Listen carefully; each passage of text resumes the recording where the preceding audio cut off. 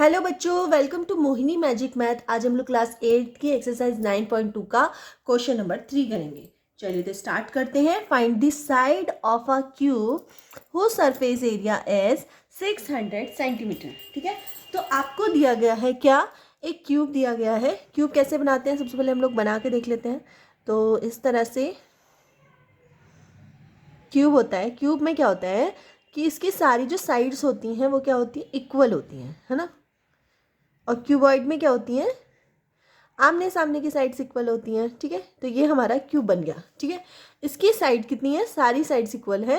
और इसका surface area मतलब सरफेस कितने, मतलब कितने फेसेस होते हैं, तो क्यूब में कितने फेसेस होते हैं, 6 फेस। 1, इसके पीछे वाला 2, इसके नीचे वाला 3, 4, 5 और इसके पीछे वाला 6। ठीक है, तो 6 फेसेस होते हैं। तो 6 फेसेस को अगर मल्टीप्लाई साइड से कर दिया जाए, किसे, साइड स्क्वायर से, क्योंकि स्क्वायर जब आप स्क्वायर का एरिया निकालते हैं, एरिया ऑफ स्क्वायर, तो क्या होता है, area of square side multiply side. ठीक है, तो इसमें क्या है, क्योंकि उसमें एक फेस होता है, सिर्फ ये होता है, बाकी कुछ नहीं होता है। ये सब नहीं होता ना, ऐसे नहीं होता ना, ये सब कुछ भी, सिर्फ ये फेस होता है। ठीक है, तो इसका एरिया निकालते हैं। यहाँ पे क्या है, 6 फेस है, तो हमें 6 फेस के एरिया निकालने पड़ेंगे, तब जाके हमारा टोटल एरिया आएगा इसका। ठीक है, तो सबसे पहले हम लिखेंगे आंसर और लिखेंगे surface area, surface area of cube. क्या दे रखा है आपको, 600 सेंटीमीटर स्क्वायर। ठीक है, दे रखा है। अब सरफेस एरिया ऑफ क्यूब होता है क्या, उसका फॉर्मूला अगर बोलूँ मैं, तो 6 multiply side multiply side equals to 600।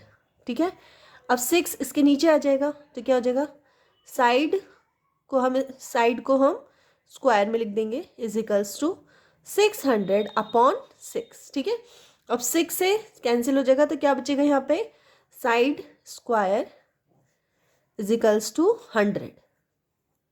ठीक है, अब साइड को ऐसे रहने दीजिए, तो क्या हो जाएगा, रूट हो जाएगा 100, क्या हो जाएगा 10 मल्टीप्लाई 10, तो ये आ गया 10 सेंटीमीटर। मतलब साइड कितनी होगी आपकी, 10 centimetre.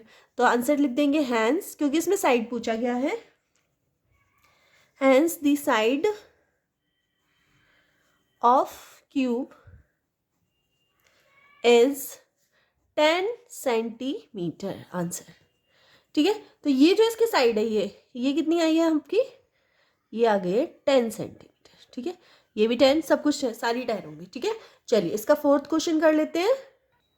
Rukhsar painted the outside of the cabin of measure, एक कैबिन है जिसकी मेजर ये दी गई है। How much surface area did she cover if she painted all except the bottom of the cabin.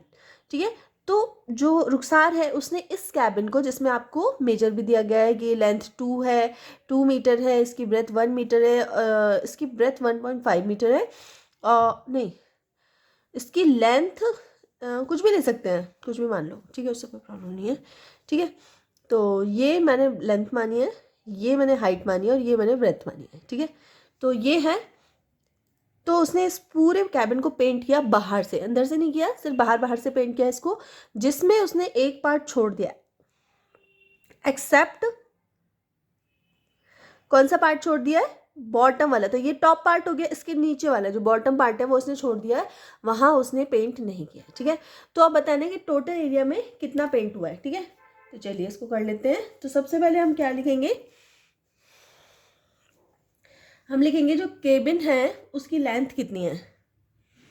तो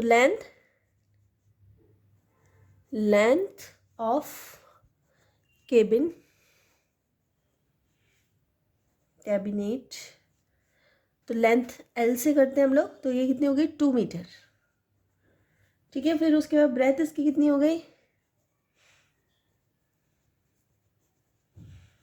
ब्रेथ ऑफ कैबिन, तो इसको बी से कर देंगे हम, ये कितनी हो गई, 1 मीटर। फिर हाइट ऑफ कैबिन, तो ये कितनी हो गई, एच, तो ये कितनी हो गई आपकी, 1.5 मीटर। ठीक है, इतना हो गया। अब हम लिखेंगे सरफेस एरिया ऑफ कैबिन।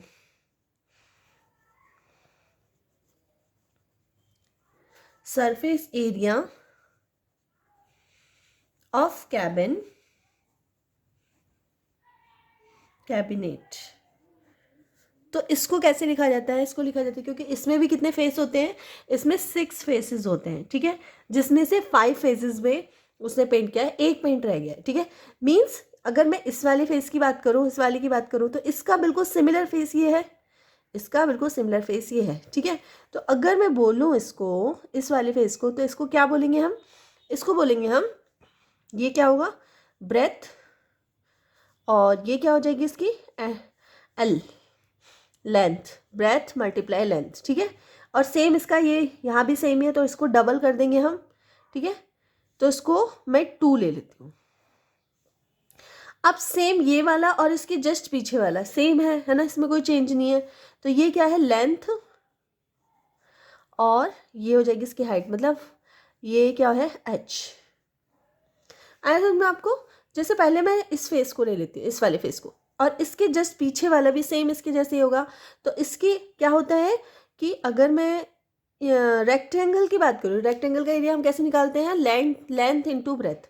तो अगर मैं सिर्फ इसकी बात करूँ, इस वाले पार्ट की, ठीक है, तो इसमें ये भी 2 सेंटीमीटर है, ये भी 2 सेंटीमीटर है, सॉरी, ये क्या है, ये इसकी ब्रेथ होगी, ये इसकी ब्रेथ होगी, तो लेंथ इनटू ब्रेथ होता है, ठीक है।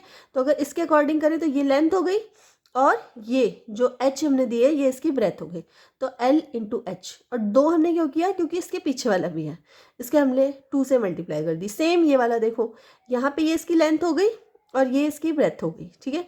तो लेंथ हमारी क्या है, 1 मीटर, और 1 मीटर क्या है, ब्रेथ मानी हमने, तो B मल्टीप्लाई L, ठीक है। B मल्टीप्लाई L नहीं होगा इसमें एक्चुअली, ये B हो गया, और ये 1.5 H होगा, ये देखो, ये होगा B और ये होगा H, ये H होगा, ठीक है। अब आ जाते हैं ऊपर वाले पे, क्योंकि ये इसके नीचे वाला नहीं है पेंट, सिर्फ ऊपर वाला पेंट है। तो ऊपर वाले को अगर मैं करूँगी, अगर ये 2 मीटर है तो ये भी 2 मीटर होगी, और अगर ये 2 मीटर है तो ये भी 2 मीटर होगी, ठीक है। तो ये वाली लाइन कौन सी है, ये है लेंथ, ठीक है। अब ये जो ये वाला रेक्टेंगल है, इसमें ये वाली लाइन आ रही है, अगर ये 1 मीटर है तो इसके सामने वाली भी 1 मीटर होगी। 1 मीटर क्या है, ब्रेथ, तो B, ठीक है। इस तरह से फॉर्मूला लगेगा। अब हम लोग क्या करेंगे, इसमें इनकी वैल्यूज़ रख देंगे, ठीक है। तो B क्या है हमारा, 1 metre multiply H 1.5 metre plus L 2 multiply H क्या है 1.5, ठीक है, प्लस L क्या है हमारा 2 मीटर, और B क्या है हमारा 1 मीटर, ठीक है। अब इसको हम लोग सॉल्व करेंगे, तो 1 से इसकी मल्टीप्लाई होगी 1.5 ही होगा, और 1 से इसके 2 से जब इसकी मल्टीप्लाई होगी तो 3.0, ठीक है, प्लस 2 से 1 की मल्टीप्लाई होगी तो 2, ठीक है। इनको आप प्लस कर दीजिए, तो 2, तो ये हो जाएगा 4.5 प्लस 2। इन दोनों की मल्टीप्लाई अगर हम करेंगे तो कितना आएगा, मल्टीप्लाई करने पे ये आएगा 9.0 प्लस 2, तो ये कितना हो जाएगा, ये हो जाएगा आपका 11 मीटर स्क्वायर, ठीक है। तो इसका आपका सरफेस एरिया निकल के आ गया, कितना आ गया, 11 मीटर स्क्वायर। बस आप आंसर लिख दीजिए, ये आंसर लिखेंगे hence the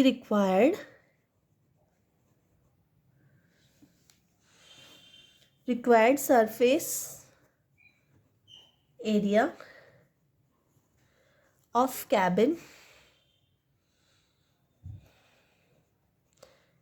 cabinet is 11 centimetre, sorry centimetre नहीं, मीटर एक्चुअली, मीटर स्क्वायर, ठीक है। तो ये हो गया आपका आंसर, ठीक है। तो इस तरह से आप कर सकते हैं। चलिए, तो आपका question number 3, question number 4 1 video में कंप्लीट हो गया है। अगर आपको वीडियो थोड़ी सी भी यूजफुल लगी हो, हेल्पफुल लगी, तो प्लीज़ वीडियो को लाइक कर देना, चैनल पर नए हो तो सब्सक्राइब कर लेना, और अपने फ्रेंड सर्कल में शेयर कर देना। मिलते हैं नेक्स्ट वीडियो में, तब तक के लिए बाय।